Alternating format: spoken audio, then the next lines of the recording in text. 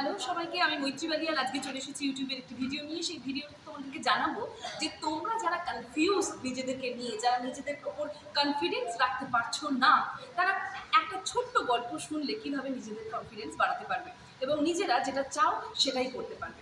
তো চলো বেশি দেরি না করে সেই গল্পটা শুরু করা যাক।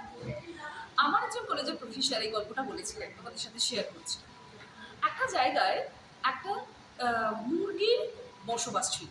মুরগি তার ডিম পেড়েছে, এবার ছোট ছোট ছানারা বেরোবে। সেই রকম পরিস্থিতিতে আকাশের উপর দিয়ে উড়ে যাচ্ছিল একটা ঈগল। তার ডিমটা মুরগির ছানাদের ডিমের মধ্যে এসে পড়ে যায়।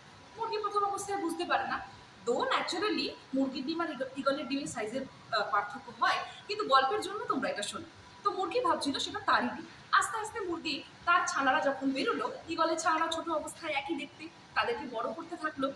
এবার বড় করতে করতে ঈগল ছানা যখন দেখছে যে আকাশের অনেক দূর দিয়ে ঈগল উড়ে যাচ্ছে, তখন তার মনে একটু বাসনা হলো সেও আকাশে উঠতে চায়। তার কারণ তার জিন কাজ করছে না, সে তো ঈগলের বাচ্চা।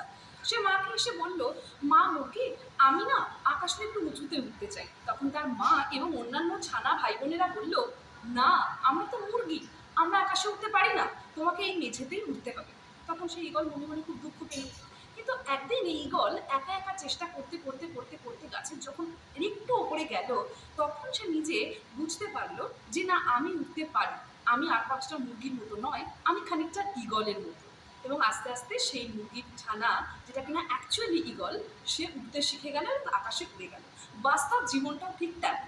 তুমি যেখানে আছো, তুমি যে বড় বড় স্বপ্নগুলো দেখছো, তোমার আশেপাশে মানুষজন, তোমার বাড়ির লোক, তোমার ফ্যামিলি মেম্বার্স, আত্মীয় স্বজন তোমাকে এটা প্রমাণ করাবে যে ইউ আর হেন, ইউ কান্ট ফ্লাই, তুমি উঠতে পারবে না, তুমি এই স্বপ্নগুলো দেখো না।